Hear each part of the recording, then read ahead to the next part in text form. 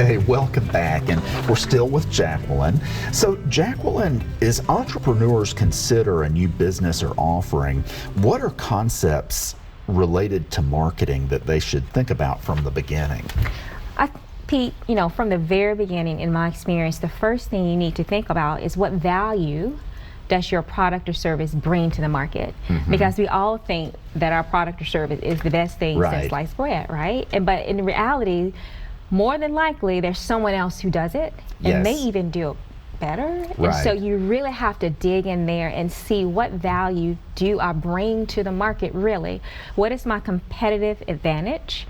My unique selling proposition, all those key terms we need to understand, because if you just say, hey, I make widgets, and then you're 5 or 6 other people make widgets, the consumer, how are you going to differentiate yourself? And so that's what you're marketing. You're marketing your difference. You're not marketing, and you have to be very careful. I like to call it commoditizing your business. And so if it's, say, hey, I sell this thing, and that's all it is, they can go and get that thing from other places, but they can't get you and the way you do it. So you really have to extract that from your business. What is that difference that you have that nobody else can do? That's what you need to really play up. And so secondly, knowing that, you have to know who you're targeting, and you have to really understand that market inside and out, and understand what they're looking for, how they're looking for it, and what they need to know to purchase. That makes a tremendous amount of sense. Yeah. Well, because I'm just trying to save you and our business owners from wasting a lot of money doing a whole lot of activity. It's easy to do a lot of marketing activity, and so we always have clients who want to do a lot of activity. They want to be on everything, and being on everything is not oftentimes not the right things. As a matter of fact, it's most of the time. Even if you're just starting out and budget is a concern, pick one channel and max it out. Because honestly, for example, if you think your audience is on Facebook, you can take Facebook. It's so many apps and things that integrate. You can build it out, and it can almost be a website.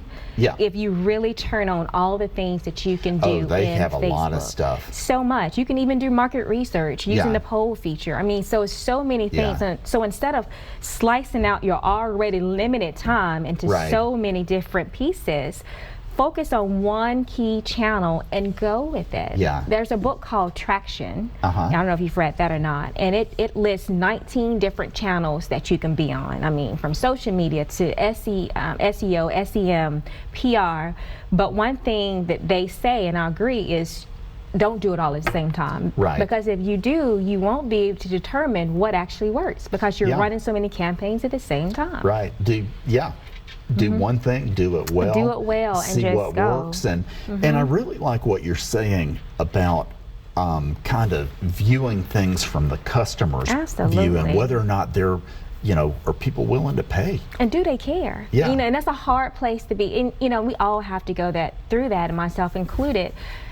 Am I just marketing just to market and add some extra noise to the marketplace? Or am I marketing a true difference that's going to help our consumers improve their lives in some way? You have to go into your marketing campaigns with the consumer in mind and answering the question, what's in it for me? Just because I think that's just human nature. They want to benefit in some way. So if not, you're just adding to the noise. We're already over marketing people. I mean, people are exposed to 5,000 messages or more a day, and so it's only so much the brain can take. But it's those ads that make you pause and look at it. And so I always study those. If there's an ad I really enjoy, I look at it. Why did I enjoy that ad? What was different about it?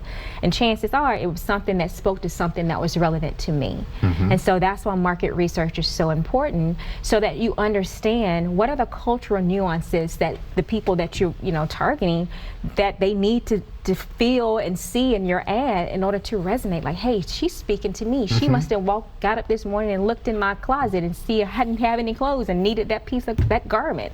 Because you're so into their mind that you can create marketing campaigns that really speak to those things.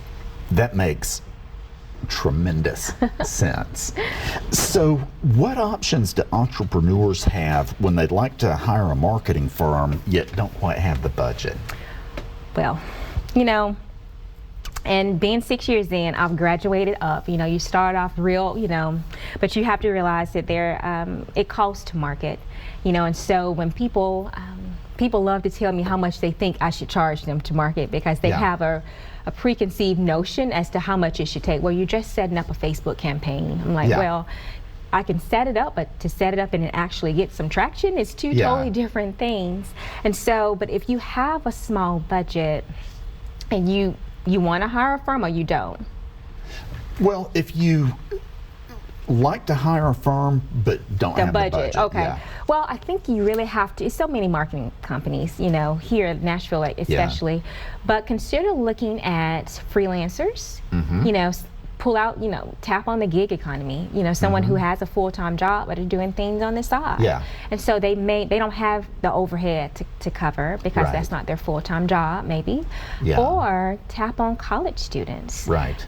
These days, in college, these campaigns the kids have to do these days for school are really good. I've sat in on some competitions for like FBLA, and they were impressive presentations. I mean, this at that time, honestly, was at the high school level, but they were wonderful. Right. So our Generation Z, our young people, they grew up in technology, and so the things that a lot of us more seasoned individuals are learning, they grew up in it, and it's part of their day-to-day. And so don't discount our young people and say, well, they can't do it. Of course you don't want to use common sense here, but if you can tap on sync up with the college that has program, or NOC College of Art and Design, they do things for us all the time. We tap on their photographers.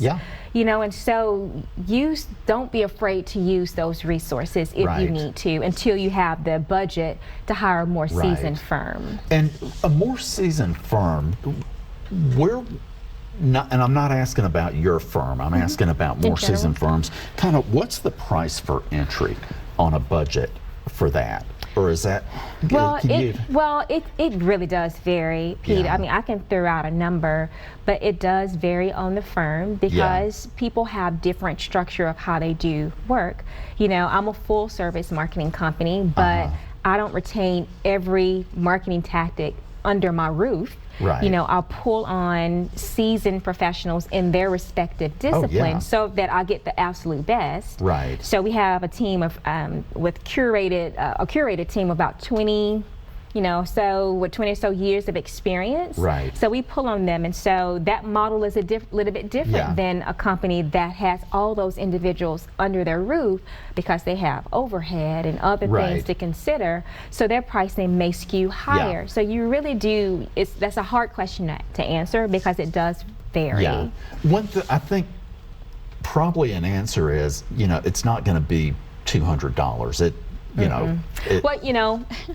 It's not, and so I mean, we barely can even get a Facebook campaign off the ground for $200. So you have to, because it's not just. And you have to also. You have to think about the time of the person. I think a lot of people don't do that. They'll think about like if you're creating a graphic design, so this is the artwork, but you have to think about the strategy that goes into it, coming up with the concept, and then executing the work. Like I do a lot of social media management, and so. And this is one that is greatly undervalued. We need to take a quick break. When we come back, we'll continue. We'll talk about social. We'll be right back.